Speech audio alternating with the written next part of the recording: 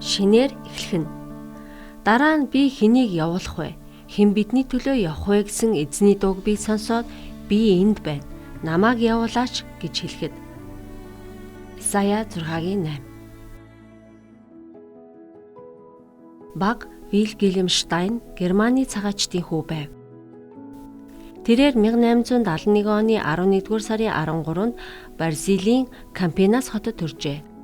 17 настайдаа тэрээр Бразилийн Пирасикаба дахь Крайнбургийн металлургийн цехэд хичээлдээ үнэнч ирээдүйдээ ажил мэргэжлээрээ зөв залуу гэдгээ харуулж чадсан юм.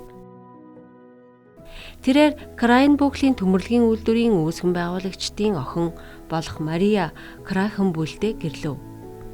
Энэ хосууд энэ газарт үлдэхээр шийдсэн нь хөгжил цэцэглэлтийг амласан явдал байлаа.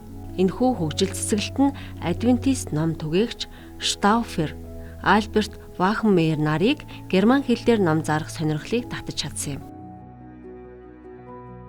Эдгээр номуудын нэг болох агуу мэтгэлцэн Штайны гарт хүрч тэр үүнийг маш их сонирхон унших болов.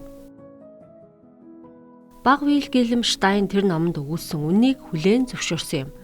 Тэр цагаас хойш түүний хувийн амьдрал 7 хоног бүрийн завсарлага зэрэг нь шинэ хэмнэлийг дагах эхлэл болсон юм. 1895 онд Америкийн нэгдсэн улсаас шинээр ирсэн пастор Фрэнк Фестивал Өмнөд Америк дахь 7 дахь өдрийн Адвентист ажил хэргийн удирдагчийн хуваар аялалд явж байжээ. Тэрээр Штайны тухай сонсоод түүнтэй уулзахаар шийдсэн юм. Айлчлалын үеэр пастор Фестивал Штайнд Адвентист итгэлийн шаардлагатай үндэс суурь аль хэдийн бий болсныг олж харсан бөгөөд 1895 оны 3 дугаар сард түүнд баптизм хүртээсэн нь Штайн Бразилийн хөрсөн дээрх баптизм хүртсэн анхны Адвентист хүн болсон юм. Библийн хичээлээ үргэлжлүүлсээр байсан эхнэр нь мөн адил дараа жил баптизм хүртсэн юм. Штайн шинэ итгэлийг бүрэн хүлээн авахаас татгалзсангүй. Сүмийн ажил туслахаар уригдахад тэрээр өөрт байгаа бүхнээ зарж эхнэртэйгээ хамт сүмд хэрэгтэй газараа үйлчлэхээр явжээ. Эхэндээ Штайны гэр бүл Курбита хотод суурьсан бөгөөд тус хотын анхны Адвентист сургууль багшаар ажиллаж байгаад дараа нь өөр сургууль нээхээр Санта Катрина руу нүүсэн юм. Штайн мөн Португал хэл дээрх анхны Адвентист сэтгүүлийн редактор байсан билээ.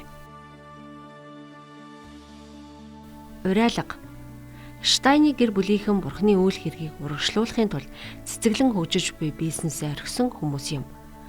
Түүний бүхнийг дахин шинээр эхлэх хүсэл эрмэлзлийн ачаар олон хүн бурхантай хамт шинэ амьдралаа эхлүүлэх боломжтой болсон билээ. Таач гэсэн хүмүүсийн амьдралыг үрд мөнхөд өөрчилж байгаа дэлхийн сайн мэдээний ажилд туслах үйл ажиллагааг дэмжихийн тулд үнэнчээр амлалтын өргөлөө өргөснөөр энэхүү үйл хэрэгт оролцох боломжтой. Эллен Уайт хэлэхдээ бүгд өөр өөр талбарт хувийн хөлбөмбөрөөр эрхэлдэг хэдий ч бүгд сайн мэдээний ажилд туслахын тулд залбирал болон бэлгээрээ ямар нэгэн зүйлийг бид хийж чаднаа гэж хэлсэн юм.